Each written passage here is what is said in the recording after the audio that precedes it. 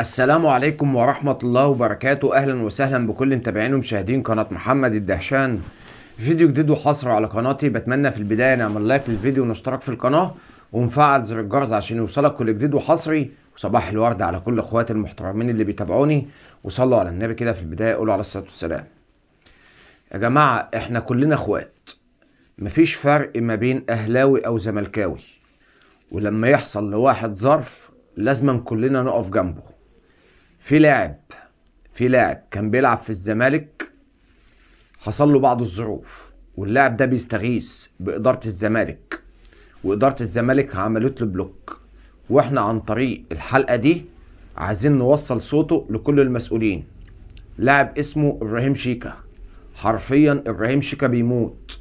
هسمعكم إبراهيم شيكا بيقول ايه، عشان كل ذنبه في يوم من الأيام ان هو لعب للزمالك واعتمد على مسؤولين الزمالك اللي ضحكوا عليه. مسؤولين الزمالك اللي بيصرفوا ملايين بيرموها على الارض مستخسرين يعالجوا ابراهيم شيكا اللي حرفيا ربنا يشفيه ويعافيه. المرض الوحش انتشر في جسمه. الراجل طالع بيقول للساده المسؤولين انا بموت، انا عايز اتعالج عشان خاطر اولادي وزوجتي. اسمعوا ابراهيم شيكا بيقول يا جماعه، وامانه عليكم في بدايه الحلقه لا تعمل لايك وشير للحلقه دي عشان توصل لكل الناس. ودي اهم حلقه من الحلقات اللي انا بقدمها على منصات التواصل الاجتماعي، لعلنا نكون سبب في شفاء ابراهيم شيكا. اسمعوا يا جماعه. انا لو مت اعرفوا ان انا اتأثر في حق كتير قوي. انا كني بشحت من الناس. انتوا بتعملوا معايا كده ليه يا رب؟ مش لاقي مستشفى اتأهل فيها. المسكنات مبقتش تعمل حاجة والمرض انتشر في جسمي. طبعا الف سلامه على ابراهيم شيكا لاعب نادي الزمالك السابق. بندعو الله ان هو يتمم شفاء على خير، وان هو يرجع افضل من الاول ويقومه على رجليه عشان خاطر زوجته واولاده اللي حرفيا بيموتوا كل يوم. تخيل كده لما زوجة بتشوف جوزها كل يوم بيموت قدامها ومش قادرة تعمل له حاجة. تخيل كده لما اطفال شايفين ابوهم في الحالة دي، يعني لا حول ولا قوة.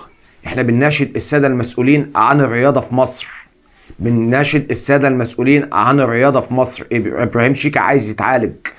الراجل ما بيقولش انا عاوز حد يدعمني باي ماديات، الراجل بيقول خدوني يا جماعه، عالجوني يا جماعه. نتمنى صوتنا يوصل لكل الناس، نتمنى اداره الزمالك تعمل حاجه صح. اعملوا حاجه صح يا جماعه. يا جماعه عالجوا الراجل لوجه الله. يا جماعه استثمروا فلوسكم في الله يا جماعه. اتمنى من رجال الاعمال اللي بتدعم لعيبه الزمالك بملايين الملايين، اتمنى تعالجوا ابراهيم شيكا. اداره الزمالك اللي دفعت غرامه فتوح او دفعت الديه بتاعت فتوح قادره ان هي تعالج ابراهيم شيكا. عالجوا ابراهيم شيكا يا جماعه عشان خاطر ربنا، عشان خاطر ولاده، عشان خاطر زوجته. اتمنى يا جماعه تكون رسالتنا وصلت، ونتمنى التحرك من الساده المسؤولين عن الرياضه في مصر ويقفوا جنب ابراهيم شيكا او يعالجوا ابراهيم شيكا.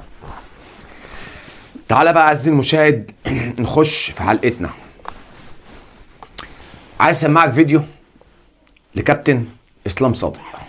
شوف اسلام صادق طالع بيقول ايه على النادي الاهلي ونادي الزمالك مع خالد الغندور. واسمعوا يا زملكاويه ويا اهلاويه الناس اللي بتفهم كوره بجد. الواحد حط صوابع العشرة في الشق من الزمالك واعلام الزمالك. اسمع. المميز جدا اللي عمله مصطفى مع النادي الاهلي في دوري الابطال يدفعه ان هو يكون طيب مين هيكون احسن نادي في افريقيا؟ عندك النادي الاهلي بطل دوري الابطال، وعندك الزمالك بطل الكونفدراليه وبطل السوبر الافريقي. حلو قوي. خلاص انت جاوبت. لا انا ماليش دعوه مين بقى. ما هو في الاخر مين؟ ما فرقه تاني نمشي واحده واحده اهي. فرقه واخده بطولتين وفرقه واخده بطوله واحده. تاخد اللي واخده بطوله ولا هتاخد اللي واخده بطولتين؟ بس اللي واخده بطوله واخده الاقوى، البطوله الاقوى. ما فيش حاجه اسمها والنبي يا كابتن حاجه. انا بقول لك كده والله. والنبي يا كابتن ما فيش حاجه اسمها الاقوى والاضعف الكلام ده كله. دي بطوله ودي بطوله. ايوه بس دي اقوى. دي مؤهله كاس عالم للانديه وفلوس اكتر. دي بطوله. هو ثواني بس، لما جينا نحسب نادي القرن والسبعه اكبر من التسعه. ماشي. احنا هتبقى الواحد اكبر من الاثنين. يعني فرقه واخده بطولتين. يعني انت بتعمل 7 اكتر من 7، واحد اكتر من الاثنين. هي بالراحه بس، هي بالمنطق. لو يعني النهارده بس لو الزمالك واخد دوري الابطال والاهلي واخد الكونفدراليه والسوبر الافريقي، الاهلي من حقه ان هو ياخد افضل نادي في افريقيا. انا ابص هتفق معاك في هترجع لي بقى من 30 سنه. لا هتفق معاك في زي ما حصل في نادي القرن، ان التسعه انهي الاكبر، السبعه اكبر من التسعه، يبقى انت هتعملها لي دلوقتي بعد 30 يبقى سنه. الواحد اكتر من الاثنين بالظبط. طيب انا عايز اقول حاجه، انا عندي بطوله الاقوى اللي هي دوري الابطال، البطوله الاقل قوه الكونفدراليه، تمام؟ البطوله الاقل قوه بتلعب، اسمعني بس اكمل. البطوله الاقل قوه بتلعب مع البطوله الاقوى، الاثنين بيلعبوا مع بعض، تمام. الكسبان منهم يبقى هو البطل. ما هو بص، انا لما كتبت عنوان انت فهمت قصدي؟ البطوله الاقوى مع البطوله الاقل يلعبوا مع بعض، يبقى الاقوى يطلع. انا لما كتبت عنوان صحفي بعد كده كل الناس مشيت وراه، ان الزمالك هو سيد اسياد افريقيا بعد حصوله على السوبر الافريقي. ده الزرط الكروي بعينه. انا اسف في اللفظ والله، اللي انتوا سامعينه ده زرط ملوش اي علاقه بالكوره نهائي. الراجل بيقول له بطوله دوري الابطال اقوى من الكونفدراليه، قال له مفيش الكلام ده، مفيش الكلام ده. بصوا يا جماعه، عشان بس ايه نلخص الموضوع، عشان العالم دي ملهاش في الكوره، العالم دي ليها في ان هم يعملوا جدل، عايزين يعملوا جدل. لو هي بتتحسب زي ما اسلام صادق بيقول، ليه نهضة بركان ما خدش افضل نادي داخل قاره افريقيا السنه اللي فاتت، لما الوداد فاز على الاهلي 2-0 في مركب محمد الخامس؟ فاكرين البطوله دي لما الوداد خد دوري الابطال موسم 21-22؟ ما نهضة بركان كان هو بطل الكونفدراليه، الاثنين لعبوا السوبر الافريقي. مين اللي خد افضل نادي داخل افريقيا؟ الوداد.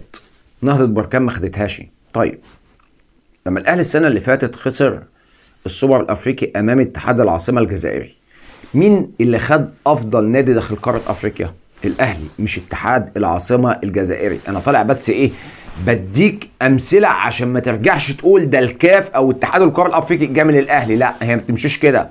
لو بطل الكونفدراليه خد السوبر الافريقي بيبقى هو افضل نادي داخل افريقيا، كان زمان نهضة بركان بقى افضل نادي في افريقيا، وكان زمان اتحاد العاصمه الجزائري افضل نادي في افريقيا.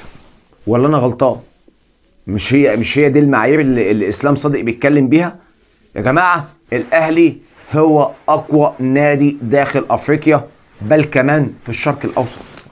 يعني شئت ام ابيت، متقبل مش متقبل، هي دي الحقيقه، انا بجيبها لك من النهايه. عاوز بقى تمشي ورا الزرط اللي انت سمعته ده، امشي ورا منه. خلاص الزمالك مش اكبر قلعه رياضيه في مصر، لا يا عم، وفي افريقيا كمان. واقول لك على حاجه، ناصر منسي افضل لاعب في اوروبا وفي افريقيا وفي العالم. خلاص هي دي عقليتك، خلاص عيش فيها، عيش في الجو ده لحد ما تاخد على ودنك وتلاقي نفسك طالع من المولد بلا حمص. يا مولاي كما خلقتني، من موسم 0 بطولات ما تبقاش تعيط. ليه؟ عشان انت ضحكت على نفسك، سلمت ودانك ورقبتك لعالم ملهاش في الكوره. الناس دي ملهاش في الكوره، يا اما الناس دي لها في الكوره بس بتمشي المعايير بمزاجها. حد يقول لي اسلام صادق ليه نهضة بركان واتحاد العاصمه الجزائري ما خدوش افضل انديه داخل قاره افريقيا لما فازوا بالسوبر الافريقي ليه على بطل دوري الابطال؟ اي هبل بيتقال وخلاص. تعال عايزين المشاهد نروح لفضيحه حصلت داخل نادي الزمالك. بص الفيديو ده، اتفرج. طبعا دي مش خناقه في شارع، دي خناقه داخل نادي الزمالك، اكبر قلعه رياضيه في مصر، اللي عايزينه ياخد افضل نادي في افريقيا. والله خناقه اهي، وخبط ورزع، وراجل واقع في حمام السباحه، وهدوم متقطعه، وبلطجه، وما شاء الله على الزمالك ما شاء الله. لا ده احنا عدينا، والله احنا عدينا. ده الزمالك اكبر قلعه رياضيه في مصر، داخل منه خناقه، داخل اكبر قلعه رياضيه في مصر خناقه لرب السماء. وطبعا تحس ان هي خناقه في سوق او في موقف، يعني شغل ما بيحصلش في اي مكان في الدنيا الا داخل نادي الزمالك. واشمعنى هو النادي الوحيد يعني اللي كل فتره يتصرف فيديو ان داخل منه خناقه وبالشكل ده وبالاسلوب ده، وضرب وبلطجه وحاجات مش موجوده في اي مكان في العالم. طب انت مش عندك منافس اسمه الاهلي؟ حد عنده فيديو زي ده حصل داخل النادي الاهلي؟ سؤال تاني بسأله على السادة المتابعين اللي عندي، اهلاويه او زملكاويه، حد عنده فيديو زي ده حصل داخل النادي الاهلي؟ او حد فرقع صاروخ داخل النادي الاهلي، مفيش الكلام ده. انا بذات نفسي دخلت النادي الاهلي، حاجه خياليه، مفيش مقارنه بين الاتنين على ارض الواقع. ده في حته وده في حته تانيه. ممكن كلامي يضايق بعض الناس، بس هي دي الحقيقه. لا يوجد مقارنه بين الاهلي والزمالك نهائيا، سواء على المستوى الاداري، الفني، الاخلاقي، حتى في القيمه التسويقيه، حتى في الميزانيات، حتى على عدد الفروع، في الشعبيه، في البطولات. مفيش فرق خالص. انت بتقارن مين بمين؟ مفيش اي تشابه بين الاتنين. التشابه بس ان ده مصري وده مصري، ده بيمثل مصر وده بيمثل مصر. انما كمقارنه ده بده لا، صعب. يبقى احنا كده بنكذب على بعض، احنا كده بنعمل حاجه مش مظبوطه، احنا كده بنعمل حاجه يعني ضد الطبيعه. ان انا اجيب نادي دايما بيسيء لنفسه، بيسيء لجمهوره، بيعملوا حاجات غريبه، مثلا داعم او اي حد من الناس اللي بتدعم النادي الاقيها بتطلع تتكلم قبل الاداره، وبتتكلم في كلام الادارات ما تقدرش تتكلم فيه، والادارات طبعا ملهاش اي رد فعل، وبياخدوا اوامر من الداعمين او من رجال الاعمال. فمفيش اي بص، ما تجيبش ده جنب ده، ما ينفعش. الطبيعه هي اللي بتقول كده، مش احنا اللي بنقول كده يا جماعه. ادي الزمالك يا جماعه، واديك شفتوا بعينيكم خناقه الرب السماء داخل نادي الزمالك. ولكن احنا هنا بنسال اين رئيس اكبر قلعه رياضيه في مصر من المهزله اللي بتحصل دي؟ انت فين يا كابتن حسين؟ بتصيف ولا بتشتي ولا بترقص ولا لسه بتحتفل بالسوبر الافريقي، ولا بتبعد الناس اللي بتتكلم عن الزمالك من المشاهد الرياضيه، ولا رايح للاتحاد الافريقي تتخانق معاهم وتقول لهم احنا ابطال الكونفدراليه والسوبر الافريقي عايزين افضل نادي في داخل افريقيا؟ انت فين بالظبط؟ انت فين بالظبط؟ ولا بتجيب كمان حد يفتح محل كشري داخل الزمالك؟ محدش يعرف انت فين. تعالى بقى عزيزي المشاهد نروح لحاجه انا حذرتكم منها امبارح. يا جدعان ابو الدهشين ده بيفهم والله. انا عندي رؤيه دايما للمشهد اللي بيحصل على ارض الواقع من الوسط الرياضي. لما اقول لكم هيحصل كذا يبقى هيحصل كذا. امبارح طلعت قلت لكم ان الكاف اعلن ان لقاء الاهلي مع شباب بلوزداد هيبقى يوم 22/12 اللي جاي، وفي نفس التوقيت وفي نفس الميعاد ده الاهلي المفروض هيلاعب سموحه في الدوري المصري. يعني ما شاء الله الساده المسؤولين عن الكره في مصر حاطين جدول الدوري المصري او جدول مواعيد ماتشات الدوري المصري. طبعا محطوط ان الاهلي هيلعب يوم 22 ديسمبر او 22/12 امام سموحه. طيب الكاف لما اعلن عن موعد لقاءات النادي الاهلي في بطوله دوري الابطال لدور المجموعات، حط الاهلي مع شباب بلوزداد في نفس اليوم اللي الاهلي هيواجه فيه سموحه. طلعت قلت لكم ان الاعلام الزملكاوي هيطلع يقول لك بص بدأناها، هنبدا تاجيل للنادي الاهلي، والمنظومه هي هتبدا تجامل الاهلي، واجلت للاهلي ماتش سموحه. وطبعا مش هيشرحوا للناس ماتش الاهلي مع سموحه اتاجل ليه. انا طلعت قلت لك والله الكلام ده بجد امبارح. طيب ايه اللي حصل بقى بعد ما انا ما قلت لك الكلام ده؟ اسمع خالد الغندور طالع بيقول ايه عشان تعرف ان انا عندي حق. كمان نروح بقى لرابطة الأندية اللي بتأجل ماتش النادي الأهلي أمام سموحة بسبب مباراة العودة أو مباراة تقريبا أورلاندو بايرتس، صح؟ هو مش عارف اسم النادي، طلع يتكلم وخلاص. يعني مباراة في أفريقيا خلاص. طيب هنا السؤال بقى، هنبتدي التأجيلات؟ يعني احنا قلنا جبنا بلوزداد عشان ماتش بلوزداد هيبقى يوم 22، فقرروا يأجلوا ماتش سموحة. على حد علمي ان اللي بيحط نظام المسابقة شركة ألمانية. هل احنا جايبين الشركة الألمانية تحط ورابطة الأندية تأجل؟ وقال لك مش هنقدر نحدد الماتش امتى لأجل غير مسمى، هنبتدي اول ماتش نأجل حتى في الموسم الاستثنائي.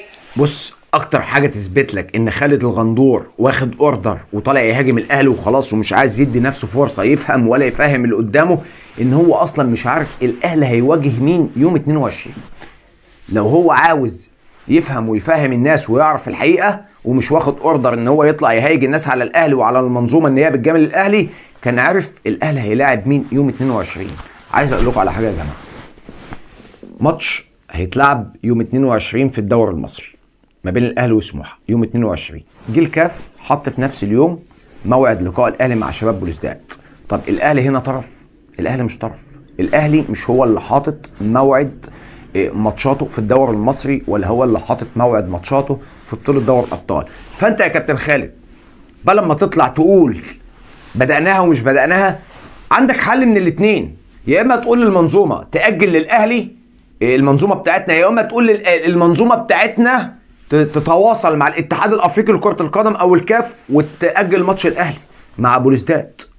معاكوا حلين، لما تطلع تقول تاني ومش بدأناها والحكايه والروايه وتبدأ تشتغل في نفسك وتشتغل في الناس وتبدأ عايز تهيج الناس على المنظومه وتوصل لهم ان هم بيجاملوا النادي الاهلي. لا، اطلع قول يا جماعه شوفوا لكم حل، يا اما تأجلوا للاهلي لقاء سموحه، يا اما تتواصلوا مع الكاف او الاتحاد الافريقي تخلوه يأجل ماتش الاهلي امام بوليسداد. بس مش المنظومه دي هي المسؤوله عن الانديه المصريه. طيب ده اللي اعرفه، انما ما تطلعش تهيج الناس في حاجه انت مش عاوز توضحها للناس كويس او مش عاوز تفهمها عشان تفهمها للناس. وبعدين ما الزمالك بيتأجل له، يا سلام، بس كده.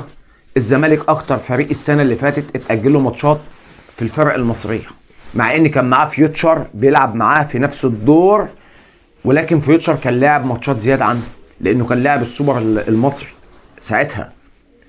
الفيوتشر لعبت ماتشين في السوبر المصري، ماتش امام بيراميدز وماتش امام الاهلي، لعبت الدور قبل النهائي والنهائي امام الاهلي، فلعبت 3-4 ماتشات زياده عن الزمالك. ما الزمالك بيتأجل له، هو لما يتأجل للزمالك حلال ولما يتأجل للاهلي بقى حرام؟ يا سلام يا جماعه على اعلام الزمالك، والله احنا بنفهم. انا حذرتكم من ان ده هيحصل وحصل. تعالى بقى عايزين المشاهد نروح لاخر حاجه واعرفك ايه الفرق ما بين الاعلام المصري والاعلام بتاع شمال افريقيا او الخليج عامه. الناس لما بتيجي تتكلم عن الاهلي بتحترم الاهلي، الا هنا عندنا بيقللوا من الاهلي ويبداوا يوحشوا صوره الاهلي. اسمع كده الاعلام التونسي طالع بيقول ايه عن النادي الاهلي، الاعلام التونسي بيقول ايه على النادي الاهلي.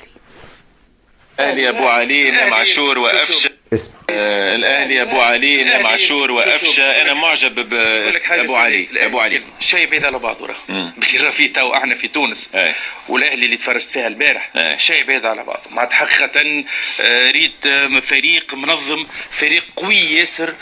امام عاشور في بلانيت اخرى، كيف وسام ابو علي زاد كيف اهداف جميله. منين جاي ابو علي؟ منين جاي من الدنمارك ومن السويد. ما لعب في اولبورغ، لعب في الدنمارك، لعب في السويد، جاي من السويد اخر فريق. اي ما تبغى ساعات مش لازم تجيب راهو من مانشستر ومن بالبرسا. راه كي تعرف تعمل كاستينغ وشنو ناقص الفريق اللي عندك، تجيب ملاعبي اللي هو يعطيك البلاء الحسن ويجيب لك نقاط. امبارح تفرجنا. الشيء اللي يخوف اكثر في الاهلي المصري الاسامي اللي على البنك. العباد اللي ترى معناتها اسامي كبيره ياس، ولكن البنك وحده فريق اخر جميز تشامبيونز ليج. معناتها حقيقه الاهلي البارح عمل مباراه ممتازه، جيستيون تاعها ما فريق صعيب. ولولا الحارس البارح نتاع العين درجي اللاعب 3 بلاش. راه معناتها الحارس درجي اللاعب نحى 3 فرص محققه. ما كانت الهدف في 30 دقيقه الاولى. من بعد العين بيان سور فريق ممتاز الى رياجي بنعم املي اقوى من اهلي العام الماضي. ترى اقوى اللي درجي في الى موري. تحس فما اكثر اكسبيريونس، تحس فما اكثر معناتها سامحني ثقه في النفس، خاصه ورا بعضه شيء. الفاظ عربيه تابعوا فينا في مصر. والالقاب ورا بعضه مازال كهذا سوبر كوب مازال ورا بعضه شيء. شكرا لك ابو ده. الناس بتقول لك الاهلي الموسم ده اقوى من الموسم اللي فات. الاهلي منظم، بيحبوا طريقه لعب الاهلي. الناس بتتكلم عن النادي الاهلي باحلى كلام. والله انا فخور جدا ان الاعلام التونسي يتكلم كده عن النادي الاهلي. سبحان الله، انا مش فاهم ليه في ناس بتتضايق مع ان الكلام ده يسعدك. و100,000 مره شرحنا ان الاهلي ده منافس مش عدو. في فرق ما بين المنافس والعدو. انت منافس ليا بس مش عدو ليا. يا جماعه ايه المشكله لما كلنا نحترم النادي الاهلي؟ هو انا لما اتمنى الخير للاهلي، الزملكاويه الاهلاويه انا اسف هيتمنوا للزمالك الشر؟ يعني انا كزملكاوي لما قعدت امبارح دعمت الاهلي امام استاد ابيجان. طب ما الاهلاويه النهارده هيدعموا الزمالك. شعور بيتبادل، كاس وداير، بحلو وبمره. حلو هيجي لك حلو، وحش هيجي لك وحش، مر هيجي لك مر. فاحنا ندعم بعض. ايه المشكله؟ نحترم شعور بعض. حتى لو انا بكذب على الاهلاويه وعاوز الاهلي يخسر، ايه المشكله اما اطلع حتى اضحك عليهم؟ يبقى انا حتى احترمت مشاعر الاهلاويه، هيحترموا مشاعري. حتى لو هم قاعدين بيتفرجوا على اللقاء للزمالك وعايزين الزمالك يخسر، هيجوا قدام مني يقول لك ايه ده احنا كنا بنتمنى ان الزمالك يكسب. مش هيحفلوا عليا، هيحترموا شعوري. ودي حاجه جميله جدا. اتمنى الكلام ده بعض اعلام الزمالك والزملكاويه يفهموه. طبعا عزيزي المشاهد، انا وصلت لنهايه حلقتي، اتمنى في النهايه نعمل لايك وشير. استنوا في حلقه جايه، اشوفكم على خير، والسلام عليكم ورحمه الله وبركاته.